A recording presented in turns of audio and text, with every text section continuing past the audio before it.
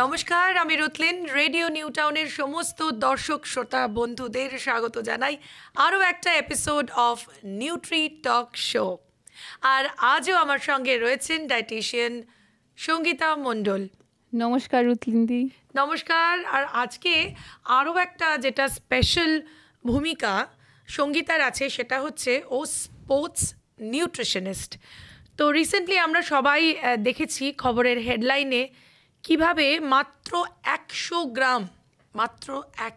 গ্রাম একটা মানুষকে একটা স্পোর্টস ইভেন্ট থেকে ডিসকোয়ালিফাই করে দিতে পারে। কিন্তু লাইফ থেকে যাতে আমরা ডিসকোয়ালিফাইড না হয়ে যাই, সেই জন্যই কিন্তু নিউট্রি টক শো প্রত্যেক সপ্তাহে আমরা কথা বলি। তো আজকে সঙ্গীতার কাছে যেটা জানতে চাইবো সেটা হচ্ছে যে বিভিন্ন স্পোর্টস পার্সন এবং অ্যাক্টরদের আমরা দেখেছি যে বিভিন্ন চরিত্রে, যেরকম দঙ্গল ছবিতেই আমরা দেখেছি আমির খানকে হঠাৎ প্রচুর 130 কেজি হয়ে যেতে হয়েছিল, আবার তারপরে আবার কমিয়ে একেবারে 70 কেজি বা 60 কেজিতে চলে আসছেন। হাউ হেলদি দিস ইজ, এটা সাধারণ মানুষ আমরা কিন্তু তাদেরকে ফলো করি স্পোর্টস, কারণ আমাদের দেশে sports heroes and the heroes heroes are the real hero, movie heroes R hour heroes, তাদেরকেই আমরা ফলো করি। তো এটা বলো যে এটা কতখানি স্বাভাবিক এবং সুস্থ, স্বাস্থ্যকর?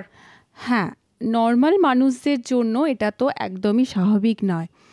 অনেক সময় অনেক ইভেন্টের আগে আমরা যেরকম দেখলাম, অলিম্পিক ইভেন্টের আগে অনেকে ওয়েট রিডাকশন করে, তাদের হয়তো গাইডলাইন বা মেন্টার্স থাকে। অ্যাক্টার্সদেরও কিন্তু এরকম পার্সোনালাইজড ট্রেনার বা ডায়েটিশিয়ান, নিউট্রিশনিস্ট, কোয়ালিফাইড ফিজিওথেরাপিস্টরা কিন্তু থাকেন পাশে। কিন্তু নর্মাল মানুষেরা এগুলো দেখার পর কিন্তু অনেকটাই সাহস করে মাসল গেইন বা হুট করে একটা বডি শেপ যেটা পছন্দ, আমার এখন মাত্র এই বয়স, আমি তাহলে আরও 3-4 কেজি মাত্র লুজ করে আর একটু মাসল গেইন করে বাল্কি হয়ে যাই।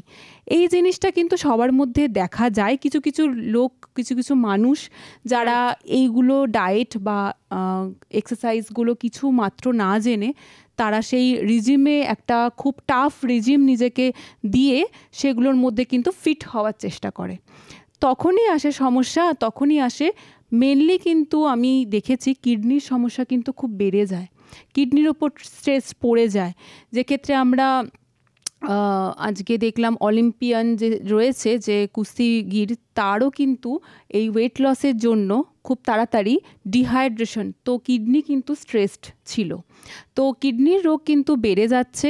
এবং তার সাথে সাথে যেটা আকস্মিক হার্ট অ্যাটাক, মৃত্যু পর্যন্ত হচ্ছে। আমরা সেরকম দেখেছি, আমরা এক অভিনেতাকে দেখেছিলাম, ভীষণই আমাদের পছন্দের অভিনেতা তিনি ছিলেন। তার এত রিগোরাস জিম করতেন যে তার হার্ট অ্যাটাক হয়ে যাচ্ছে। এক্ষেত্রে কিন্তু মাইনর সেরিব্রাল অ্যাটাক হচ্ছে, তো তাদের কিন্তু একটা বিশেষ অঙ্গ ব্রেনের কিন্তু নষ্ট হয়ে যাচ্ছে এবং তার ফলে তারা অনেক সময় কিন্তু, এটা আমরা দেখেছি, অনেকটা টাইম তারা কিন্তু অসুস্থ হয়ে যাচ্ছে। আমরা ভাবছি যে আমরা আর 3 মাসের মধ্যে কিছু একটা অ্যাচিভ করে নেব, তখন কিন্তু হচ্ছে 3 বছরের জন্য অসুস্থ হয়ে গেল। এই জিনিসটা থেকে কিন্তু বাঁচতে হবে সবাইকেই। আর অলিম্পিকে এবারে যেটা হলো, হয়তো অনেক অলিম্পিয়ানরা স্কেয়ার্ড থাকবেন যে আমরা যেন প্রপার ডায়েট এবং নিউট্রিশনটা ফলো করি, নয়তো যে আজকে সোনা পেত বা যে আজকে রূপো পেত কোনো একটা বা কিছু, তাহলে ওয়েটের জন্য সেটা পাচ্ছে না। তার তারা ফিয়ারফুল থাকবে, নট অনলি ফিজিওথেরাপিস্ট বা ফিজিক্যাল ট্রেনারদের ওপর নয়, ডায়েটিশিয়ানের ওপরও। রাইট। আর এটাও একটা ব্যাপার যে আমরা এখন যারা পরবর্তীতে যারা ছোট ছোট ছেলে মেয়েরা রয়েছে বা যারা মোটামুটি 15-16 বছর gearing up for next events, যাদের তোমাদের স্পোর্টস ইভেন্টসদের জন্য, তোমরাও কিন্তু একটুখানি এই দিকে নজর রাখবে, ডায়েটের দিকে নজর রাখবে। হট করে ইভেন্ট এলো, তারপর সেই সময় হটকারী একটা ডায়েট করে নিয়ে বা জিম করে নিয়ে একদম, এক্সারসাইজ করে নিয়ে রোগা একদম। হওয়াটা সেটা কিন্তু খুব একটা সুখকর হয় না, মানে সুদূর প্রসারী তার বেশ কিছু ক্ষতিকর বা ব্যাড এফেক্টস রয়েছে, যেমন থাকবেই। সঙ্গীতা বলল। হ্যাঁ, থাকবেই এগুলো, মানে ব্যাড এফেক্টসের সাথে সাথে আমরা দেখছি হার্টের প্রবলেম, আমরা দেখছি নার্ভাস সিস্টেমের প্রবলেম, তার সাথে দেখছি কিডনির প্রবলেম। তো এইগুলো না করে, নিজেকে অসুস্থ না করে, হসপিটালাইজড না হয়ে আমরা যদি প্রথম থেকেই প্ল্যান করে নিই, প্রথম থেকে প্ল্যান মানে হচ্ছে আমি যখন কোনো একটা এরকম পার্টিকুলার কোনো কম্পিটিশন বা পার্টিকুলার কোনো অ্যাক্টিং পার্টে হয়তো আমার সেরকম ফিজিক মেনটেন করতে হবে বা ফিগার মেনটেন করতে হবে, তখন আমি 6 মাস আগে থেকে প্ল্যান করব, যাতে সেই আমরা যেমন বলি প্রত্যেকটা বডি ওয়েট বাড়ে কমে 3-4টের ওপর ডিপেন্ড করে। একটা হচ্ছে গ্লাইকোজেন, 1 গ্রাম গ্লাইকোজেন কিন্তু 3 গ্রাম বা 3 ml ওয়াটার হোল্ড করে রাখছে।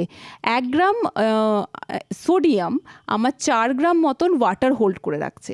তো ওয়াটার ওয়েটটা অনেক সময় কিন্তু বেড়ে যায়, তার ফলে অনেক সময় দেখা যায় যে নুনযুক্ত বেশি খাবার বা হেভি বাইরের থেকে কোনো খাবার যারা খেয়ে নিচ্ছে, তো তাদেরই কিন্তু এই সমস্যাগুলো হয়।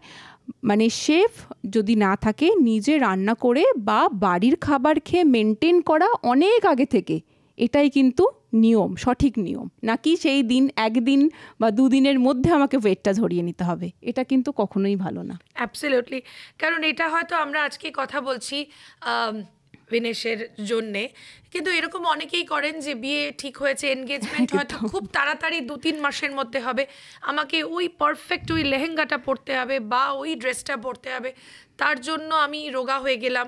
আমি সেই আমার ফেভারিট অ্যাক্ট্রেসকে দেখেছি এরকমই একটা ড্রেস পরেছিল, সে কিন্তু 2-3 বছর ধরে সেই রেজিমের মধ্যে রয়েছে। Time matters.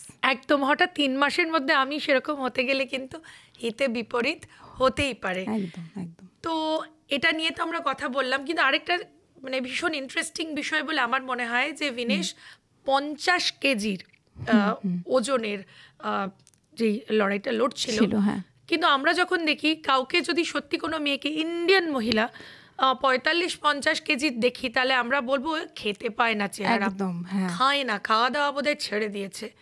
তো এটাও কিন্তু একটা অদ্ভুত ব্যাপার, যেখানে আমাদের ইন্ডিয়ান আমাদের বডি স্ট্রাকচারটাই একটুখানি আমাদের বোন হেভি বা একটু কার্ভি, সেইখানে একটা 45 কেজি বা 50 কেজি ওজন মেনটেন করে রাখা বা ধরে রাখা।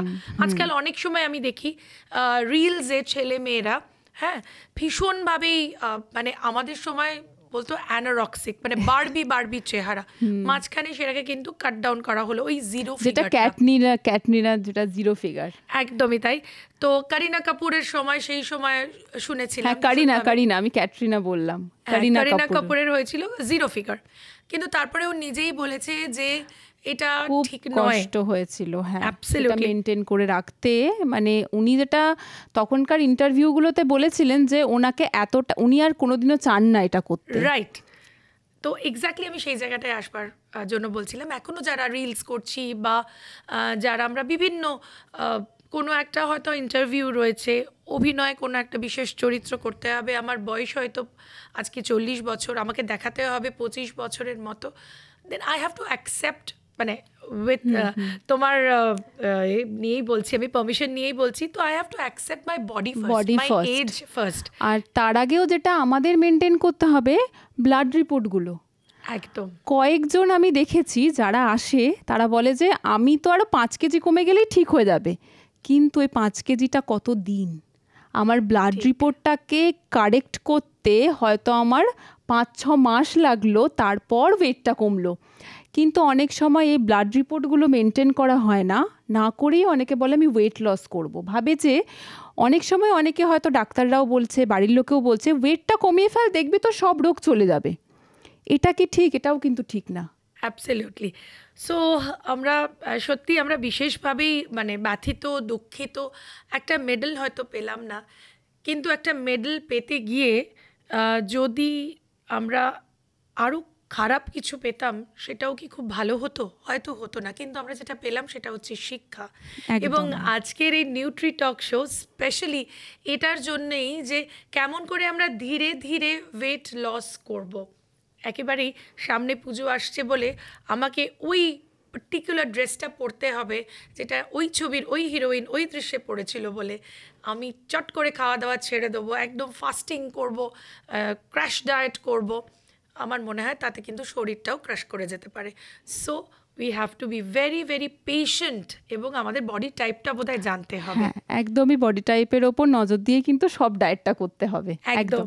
আর স্পেশালি যারা স্পোর্টস পার্সন তাদের মধ্যে তো একটা জিনিস ভীষণভাবেই থাকেন, হয়তো একটু অভিমানিনী হই, বিনেশ বলেছেন যে কুস্তি জিত গই হাম হার গে, বাট আমরা যেটা মনে করি যে আপ জিত গয়ে, কারণ আমাদের সকলের জ্ঞান চক্ষু খুলে দিয়েছেন, আমরা সবাই কিন্তু এইটা জানতে পারলাম এবং আগামী দিনেও আমরা এই ব্যাপারে ভীষণভাবেই আমরা কেয়ারফুল থাকবো, not to take risks and not to take life very easily.